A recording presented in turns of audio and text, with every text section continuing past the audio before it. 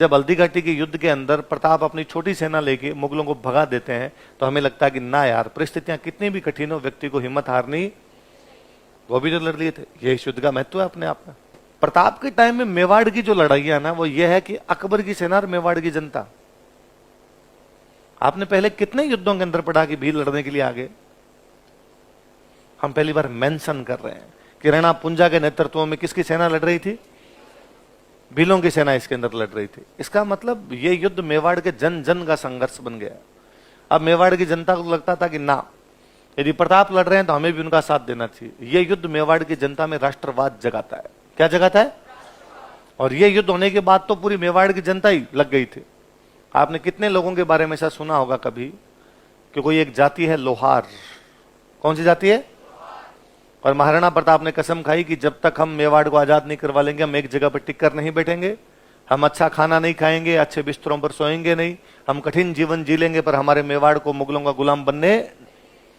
और उस दिन इन लोहारों ने कसम खाई कि यदि राणा प्रताप एक जगह पर टिक के नहीं बैठेंगे तो हम भी एक जगह पर टिक के नहीं बैठेंगे। राणा प्रताप जहां लड़ेंगे हम उनके साथ हथियार बनाने के लिए जाएंगे। मेवाड़ आजाद हो गया, भारत आजाद हो गया, महाराणा प्रताप चले गए, लोहार आज भी भटक रहे हैं। हम आज भी उनको गाड़ियां लोहार बोलते हैं। वो गाड़ियां लेके आज भी इधर उधर घूम रहे हैं। किसी व्यक्ति के लिए इस कदर दीवानगी आपको बाकी जगह नहीं मिलेगी। हल्दी घाटी का युद्ध या महाराणा प्रताप अपनी जनता में राष्ट्रवाद जगा देते हैं। हम आगे पढ़ेंगे, आजादी की जब लड़ाई चल रही थी तो उदयपुर में एक बहुत बड़े नेता हुए हमारे माणिक्यलाल वर्मा। कौन हुए? गांधी जी एक आंदोलन चला रहे थे, भारत छोड़ो आंदोलन। तो भारत छोड़ो आंदोलन में किसी पत्रकार ने माणिक्यलाल वर्मा से पूछा कि गांधी जी भारत छोड़ो आंदोलन चला रहे हैं, क्या उदयपुर में आंदोलन होगा? तो माणिक्यलाल वर्मा ने उस पत्रकार की तरफ देखते हुए कहा कि यार शायद तुम हमें जानते नहीं हो, हम मेवाड़ी हैं, हर बार हर हर महादेव बोलते आए थे, इस बार फिर बोलेंगे। संघर्ष का पर्याय बन गया मेवाड़ की जनता के लिए। आप और नोटिस करेंगे, बाकी राजस्थान के अंदर आपको कोई यूं नहीं कहेगा कि मैं मारवाड़ी हूं, मैं हाड़ोती हूं, मैं वागड़ी हूं। मेवाड़ियों में अभी तक ये भावना मिलेगी कि वो मेवाड़ के हैं। मेवाड़ अलग, वो एक राष्ट्रभक्ति क्या होती है वो मेवाड़ ने अलग से दिखाई। वो युद्ध कौन सा है जो मेवाड़ के अंदर ये राष्ट्रभक्ति भर देता है? और केवल सैनिकों में नहीं, मेवाड़ की जनता में, मेवाड़ की जनजातियों के अंदर। आप इस बात को और नोटिस कीजिए कि भील वो सोसाइटी थी जो समाज के बाहर थी, जो मुख्य धारा के अंदर नहीं थी, जिनको अनटचेबिलिटी का सामना करना पड़ता होगा। और प्रताप उनको कह रहे हैं कि आप हमारे साथ मिलकर लड़िए। क्या चलते युद्ध में यह संभव है कि प्रताप ने कहा होगा कि भील थोड़े साइड में लड़ना, हमारे साथ मत लड़ना, टच मत हो जाना? कैसा हो सकता है कि प्रताप ने कहा हो कि भाई भीलों के मटके अलग रख दिए जाए, पानी के हमारे मटके अलग रख दिए जाए? प्रताप समाज सुधारक है। वो ये जनता को बताने में कामयाब हुए कि हम मेवाड़ हैं, हम मेवाड़ की जनता है, ये लड़ाई हम सब की है, ये लड़ाई केवल राजा की नहीं है, ये जन जन की लड़ाई है। इसलिए सब लोग उनके साथ आ गए थे।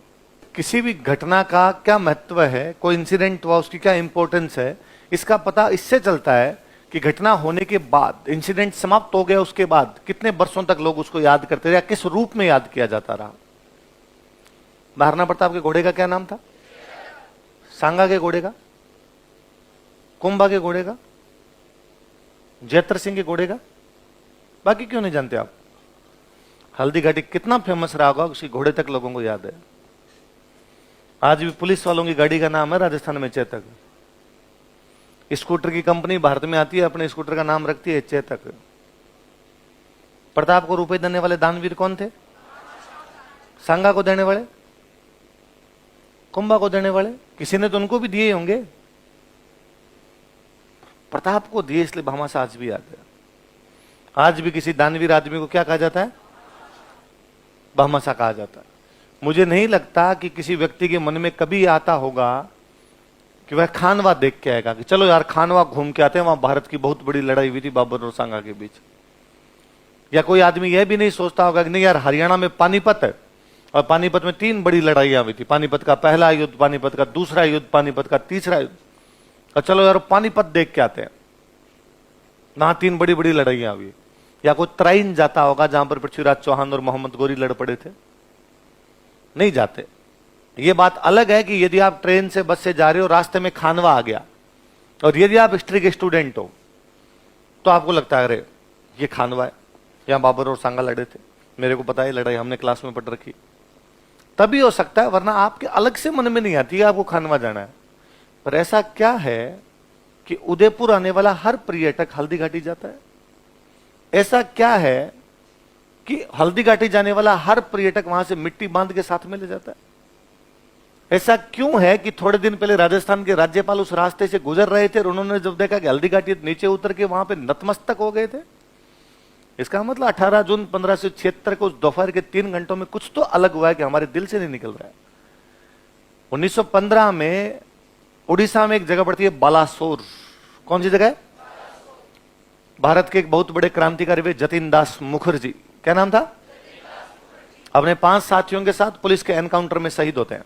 अंग्रेजों की पुलिस सामने से गोलियां चला रही है, जतिन दा इधर से गोलियां चला रहे हैं, आमने सामने की फायरिंग, और उस फायरिंग में जतिन दा और उनके 5 साथी वहां पर शहीद हो जाते हैं। उस समय बंगाल के एक बहुत बड़े कवि है, उनका नाम है नजरुल इस्लाम। क्या नाम है? वो अगले दिन अखबार के अंदर लिखते हैं, जहां शहीद हुए जतिन दास मुखर्जी, वो नए भारत की हल्दी घाटी है। उड़ीसा की बालासोर नाम की जगह में बुढ़ीलाल नदी के पास में जहां पर वो शहीद हुए, जो कि भारत का पूर्वी तट है, उसकी तुलना भारत के उस पश्चिमी भाग से की जा रही थी जहां पर अंग्रेजों का कब्जा भी नहीं था। 1576 की घटना की तुलना 1915 की घटना से की जा रही है। इसका मतलब हल्दी घाटी कितना पॉपुलर हुआ होगा कि बंगाली कवि को भी अंग्रेजों के खिलाफ लड़ने वाली जगह का उदाहरण देना पड़ा। तो उसके लिए उदाहरण क्या था? यह हल्दी घाटी का महत्व है कि हल्दी घाटी आज भी उन लोगों के लिए जिनके सीने में राष्ट्रवाद की ज्वाला धधकती हो, उन लोगों के लिए जो अपने देश से प्रेम करते हो, एक प्रेरणा स्रोत का कार्य करता है, एक मोटिवेटर, एक इंस्पिरेशन का काम करता है। प्रताप की मृत्यु कब होती है? 1597। 1597 में अगला राजा कौन बनता है? अमर सिंह। अकबर ने हाथों हाथ अमर सिंह पर अटैक कर दिया। अकबर मेवाड़ के 3 राणाओं से लड़ता है, उदय सिंह, प्रताप और अमर सिंह। किस किस से? तीनों ने अकबर के साथ कोई संधि नहीं की। 1605 में अकबर मर गया इस सपने के साथ में कि मेवाड़ उसे संधि कर लेगा, पर मेवाड़ ने उसे संधि। अकबर के बाद अगला राजा बनता है जहांगीर। अब जहांगीर का तो एक ही सपना है कि मेवाड़ को अंडर में लेके आना है, क्योंकि बाकी भारत तो उसके पापा ने ले लिया। अगले 10 वर्षों तक, कितने वर्षों तक? जहांगीर की सेनाएं लगातार मेवाड़ में आती रही, लाखों लाखों की सेनाएं पूरे हिंदुस्तान से फौजी भर्ती कर करके भेजते। मेवाड़ अपने मुट्ठी भर सैनिकों से लड़ता रहा, पर जहांगीर की पार नहीं पड़ रही है। 1615 में जहांगीर को लगा यार ये तो बड़ा कलंकी हो गया यार अपने सिर पे। जहांगीर खुद सेना लेकर रवाना होता है, अजमेर तक आता है। कहां तक आता है? और अजमेर से अपने एक बेटे को आगे भेजता है कि जा सिमरन जीत के आ मेवाड़ को। वो जो बेटा उसका नाम है खुर्रम। क्या नाम है? जो आगे चल के बादशाह बना तो उसने नाम रखा था शाहजहां। क्या रखा था? इनके नाम चेंज हो जाते, बादशाह बनने से पहले नाम अलग होते थे, बादशाह बनने के बाद नाम, बादशाह बनने से पहले नाम है जलाल, बादशाह बनने के बाद है अकबर, पहले है सलीम, बाद में है जहांगीर, पहले है खुर्रम, बाद में है शाहजहां, पहले है आलमगीर, बाद के अंदर है औरंगजेब, पहले है मुअज्जम, बाद में है बहादुर शाह, पहले है रोशन अख्तर, बाद में मोहम्मद शाह रंगीला। तो सब नाम चेंज होते हैं इनके। तो पहले उसका नाम क्या था? खुर्रम।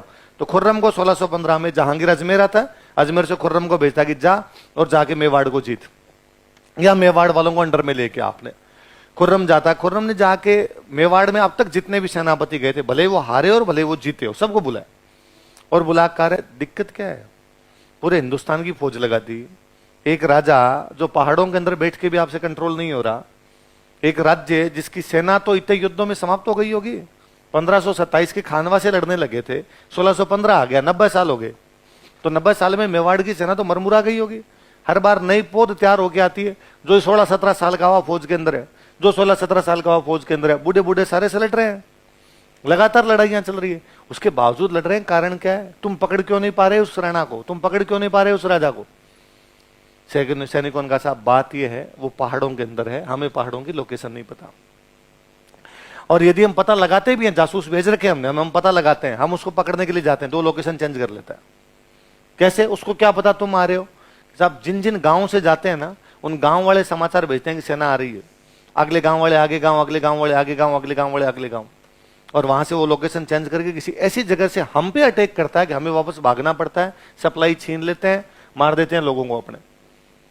और सर ये जो गांव है ना, इन गांव के अंदर एक में आप जाके देख लो, यदि आप 2-4 सैनिक चले जाओ तो पानी नहीं पिलाए। इन गांव में आप जाके देख लो, यदि आपकी सेना जा रही है और जो सेना आटा लेके जा रही है उसमें यदि कम सैनिक है, ये आटा छीन लेंगे आपका। तो कहा वो जो पहाड़ों में बैठे उनके पास सप्लाई कहां से पहुंच रही है? गांव वाले ये सप्लाई पहुंचाते हैं अपने राजा को। तो खुर्रम ने कहा अच्छा, तो लड़ाई हमारी राजा के साथ नहीं, लड़ाई जनता कर रही है इधर। तो कहा एग्जैक्टली साहब, जनता पूरी तरीके से साथ दे रही है अपने राजा का, राजा लड़ रहा है पर जनता उसके साथ खड़ी है। तो खुर्रम ने कहा राजा पर अटैक करने बंद किए जाए। तो क्या किया जाए कि गांव में घुसो, महिलाओं को और बच्चों को अलग करो, पुरुषों को अलग करो, पुरुषों के सबके गोलियां मार दो, महिलाओं को और बच्चों को दिल्ली ले जाके बेच दो, गांव की पूरी की आग लगा दी जाए। 3-4 गांवों में मुगलों की सेना ने त्राहिमाम त्राहिमाम मचाया, महिलाओं के साथ बलात्कार किए गए, महिलाओं बच्चों को दिल्ली ले जाके बेचा गया, पुरुषों की गोलियां मारी गई, गांव में आग लगाई गई। जनता बेचारी सेना का सीधा मुकाबला कैसे करे, जनता केवल सपोर्ट कर सकती है किसी का। जनता भाग के अमर सिंह के बेटे के पास जाती है। अमर सिंह के बेटे का नाम था कर्ण सिंह। क्या नाम था? और कर्ण सिंह को जाके कहा कि प्रिंस कर्ण सिंह, युवराज कर्ण सिंह, पिछले 90 सालों से जो मेवाड़ के राणा ने कहा वैसा जनता ने किया। मेवाड़ के राणा ने कहा कि हम कुंभलगढ़ रहेंगे तो जनता कहां चली गई? कुंभलगढ़। हम आवरगढ़ रहेंगे तो जनता आवरगढ़, हम गोगुंदा रहेंगे तो जनता गोगुंदा, हम चावंड रहेंगे तो जनता जट राणो जी कब है बट उदयपुर। जट राणो जी कब है, राजधानी उदयपुर थी, पर राणा जी ने कहा हम आवरगढ़ रहेंगे, जनता ने कहा उदयपुर ही आवरगढ़ है, आवरगढ़ ही उदयपुर है। राणा जी ने कहा हम कुंभलगढ़ रहेंगे, जनता ने कहा कोई नहीं, कुंभलगढ़ ही उदयपुर है। जट राणो जी कब है बटे, आज दिन तक कहावत है। आज भी आप कोई बात मेरे को कहो और मुझे वो मान नहीं हो, आपको सर ऐसे करना है, मैं पक्का डन, तो मैं पक्का डन की जगह मैं कह सकता है जट राणो जी कहो बट उदयपुर। आपने कह दिया वही होगा, उसमें क्या चिंता, आप करे उदयपुर यहां है तो उदयपुर यही है, इसमें क्या चिंता है बाद में। तो हम वैसे लड़े हैं, जनता ने कहा, पर अब पार नहीं पड़ रही। अब मुगलों की सेना महिलाओं को उठा उठा के लेके जाने लगी, हम बच्चों की रक्षा नहीं कर पा रहे हैं, आप राजा हो रक्षा कीजिए। कर्ण सिंह इस बात को जानते थे कि मुगल इसलिए ये सब कर रहे हैं ताकि हम जनता को बचाने के लिए मैदान में आए, और यदि हम मैदान में आएंगे तो हमारी सेना कम और दुश्मन की सेना तो लाखों लाखों पड़ी। मैदान के अंदर कभी भी इस लड़ाई को जीती। तो अपने पिताजी के पास गया, कर्ण सिंह के पिताजी कौन है? अमर सिंह, और उसने अमर सिंह को जाकर कहा कि संधि के अलावा हमारे पास कोई चारा नहीं। अमर सिंह ने कहा अरे मैं महाराणा प्रताप को बेटा यार कैसे संधि कर लूं।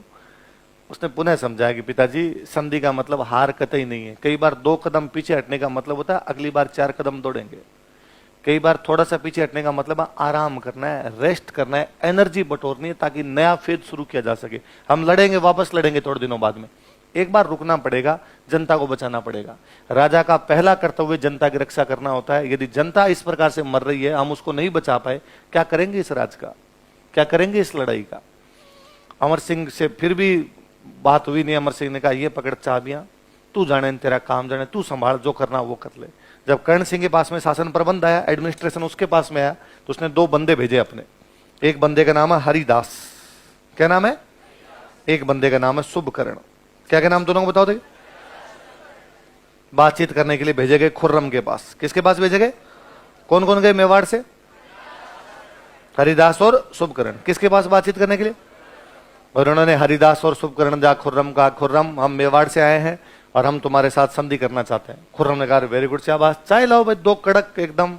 हरिदास और शुभकर्ण जी आए, उनका चाय बाद में पियेंगे, पहले संधि की बात कर लेते हैं। उसने कहा संधि क्या बात करनी, चाय भाई पियो, कर लेंगे आराम। संधि करना चाहते हो तुम, डन मामला एकदम। अरे का नहीं, पहले संधि की बात करते हैं, चाय बाद में पी लेंगे। तो शाहजहां ने कहा, खुर्रम ने कहा संधि की कोई बात नहीं है, संधि कर रहे हो तुम, कहा तो बस तुम्हारा राजा हमारे दरबार में आ जाए, डन। संधि का मतलब ये होता था जो मुगलों के साथ संधि करेगा वो मुगलों के अंडर में आके लड़ेगा, वो राजा मुगलों के राजा के सामने आ जाएगा, मुगलों के राजा के पास में आ जाएगा। तो तुम्हारे राजा को हमारे राजा के पास भेज दो, मेरे पिताजी राजा जहांगीर तुम्हारे राजा अमर सिंह को भेज दो, संधि हो गई। हरिदास शुभकर्ण ने कहा सुन तो सही यार, तू बोलता जाता है, एक तो हमारा राजा कभी भी तुम्हारे राजा के दरबार में नहीं आएगा। क्यों? तो फिर वो संधि क्यों कर रहा है? कि वो कर ही नहीं रहा, उसका बेटा कर रहा है। तो हमारे दरबार में कौन आएगा? कि उसका बेटा आएगा। उसने कहा ये तो होता ही नहीं है, संधि का मतलब है राजा खुद आए, फिर संधि का मतलब ही क्या हुआ? ये तो संधि नहीं हो पाएगी। तो हरिदास शुभकर्ण ने कहा फिर रहने दे, तो फिर हम लड़ाई की तैयारी करते हैं। उसने कहा प्लीज लड़ाई की बात मत करो, बैठ जाओ, तो चाय भाई तो पियो कम से कम, मैं पापा से बात करता हूँ। उसने जहांगीर से बातचीत की कि मेवाड़ वाले संधि करने के लिए तैयार हैं, पर मेवाड़ वाले करें हमारा राजा कभी भी तुम्हारे दरबार के अंदर। जहांगीर ने कहा साइन कर तू संधि पर फटाफट।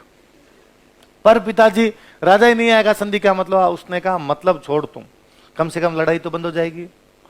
मेरी दारू हराम कर रखी है मेवाड़ वालों ने, मैं सुबह शाम पीने के लिए बैठता हूँ, समाचार ऐसा फलाना हार गया, फलाना मर गया, मेरा नशा उतर जाता है यार, मैं आराम से पीना चाहता हूँ, जिंदगी के कुछ ही साल बचे हैं मेरे, और ये तू संधि कर ले अपने आप। तो मेवाड़ वालों ने संधि की, उसके अंदर लिखवाया कि हमारा राजा कभी भी तुम्हारे दरबार के अंदर लिख सकते। चित्तौड़ का किला अभी भी मुगलों के पास में था, तो अगर संधि हो गई, दोस्ती, तो हमारा किला वापस दो, हमारी जो जगह हमें दो, और हमारे पास जो तुम्हारी वापस ले लो तुम्हारी। तो मुगलों ने कहा ठीक है, हम चित्तौड़ का किला मेवाड़ को वापस दे देंगे, लेकिन मेवाड़ वाले उसका पुनर्निर्माण नहीं करवा सकते। क्या नहीं करवा सकते? रिकंस्ट्रक्शन, मरम्मत नहीं करवा सकते। कारण कि पुनर्निर्माण या रिकंस्ट्रक्शन का मतलब है तुम लड़ाई की तैयारी कर रहे हो, लड़ाई की तैयारी का मतलब संधि तोड़ रहे हो। मेवाड़ वालों का ठीक है भाई, हम इसका पुनर्निर्माण करवाएंगे नहीं, क्योंकि कला संस्कृति का विकास तभी हो सकता है जब क्या हो? शांति काल। प्रताप ने किताबें लिखवाई, प्रताप ने महल बनवाए, प्रताप ने पेंटिंग्स बनवाई। चावंड आने के बाद, कहा आने के बाद? चावंड आने के बाद लड़ाइयां बंद हुई। जब तक लड़ाइयों में चल रहे थे, युद्ध के माहौल में ये सब चीजें कैसे हो सकती है? आप सांगा पढ़िए, आपने नोट्स देखिए, केवल सांगा में हमने नोट्स में क्या लिखा है? खातोली, बाड़ी, गागरोन, ईडर, बयाना, खानवा, लगातार 6 लड़ाइयां लिखी, उसमें और कुछ नहीं। क्या एक भी लिखा हमने? कोई किताब लिखी गई? कोई महल बनाया गया कहीं पर? कोई पेंटिंग बनवाई गई कहीं पर? आप युद्धों के माहौल में रहोगे, ये सब चीजें कहाँ होगी? हाँ, कई कुंभा जैसे डाकी अलग होते हैं, जो दिन में लड़ाई करते हैं, रात को नोट्स बना लेते हैं, वो बात अलग है। पर अपवादों को छोड़ के युद्ध काल के अंदर इस प्रकार की बातें नहीं। पर अब जब युद्ध बंद होगा तो कला संस्कृति को बढ़ावा मिलेगा।